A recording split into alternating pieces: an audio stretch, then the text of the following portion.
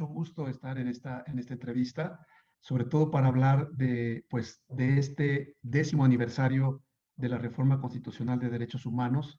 Obviamente, el balance es un balance complejo, porque la reforma de derechos humanos se inscribe, yo querría decirlo, en una narrativa, digamos, o en una nueva forma de entender el relato político en México. Creo que hay que destacar en primer lugar eso.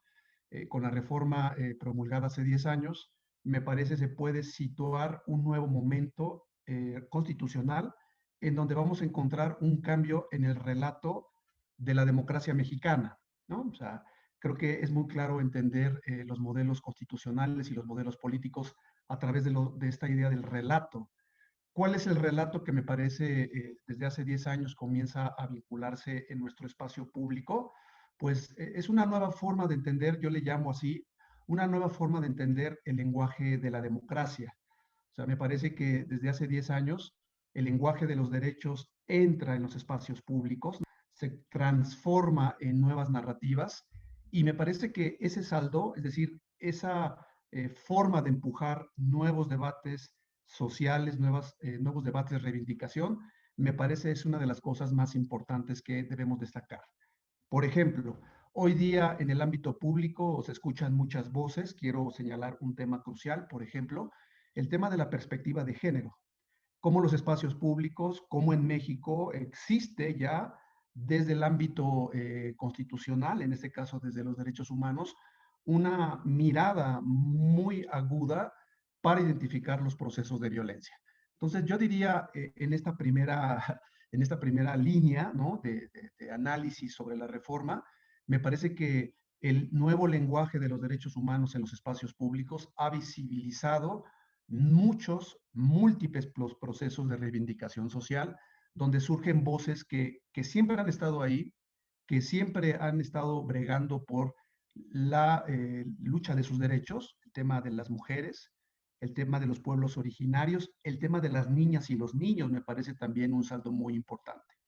Otro segundo tema que yo plantearía en estos 10 años es justamente cómo el propio modelo jurídico mexicano se ha transformado, ¿no? Se ha transformado de forma muy notable y cómo es el lenguaje de los derechos humanos, cómo es el lenguaje hoy día público de esta nueva forma de entender la democracia, ha permeado también a todo el sistema de justicia mexicano, ¿no? O sea, tú ves las reformas que se han dado después de 2011 y encuentras palabras que son fundamentales en el ámbito de los derechos de las personas. Por ejemplo, el tema de víctimas, por ejemplo, el tema de nuevas formas de entender procesos de gobernanza, los nuevos procesos, por ejemplo, de entender nuevos espacios de derecho internacional en el ámbito mexicano. Es decir, una segunda línea que yo querría destacar es esta parte de cómo el sistema institucional mexicano,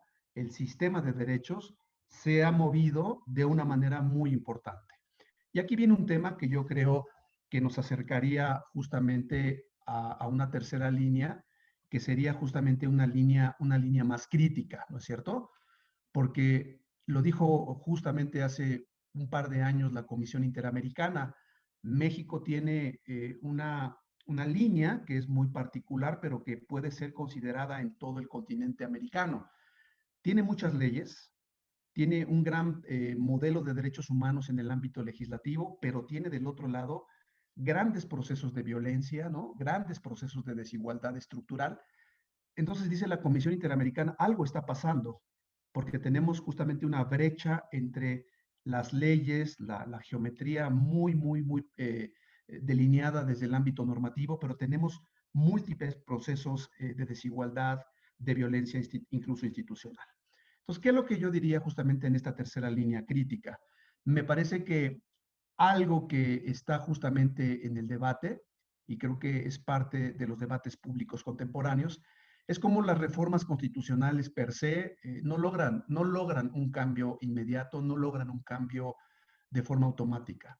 Me parece que esta reforma constitucional ha mostrado cómo se requieren de múltiples factores para que el objetivo de dicha reforma, en este caso, darle protección efectiva a las personas en el ejercicio de sus derechos humanos, me parece que plantea justamente la necesidad de que en otros espacios, que otros actores puedan coadyuvar en el ámbito de la implementación efectiva. Me refiero, por ejemplo, a la implementación efectiva de políticas públicas generales, de políticas públicas sectoriales. Me refiero a la actividad que el Poder Legislativo tiene que llevar a cabo para establecer justamente criterios más efectivos en la protección de los derechos humanos. Creo que ahí es donde debemos entender el gran desafío.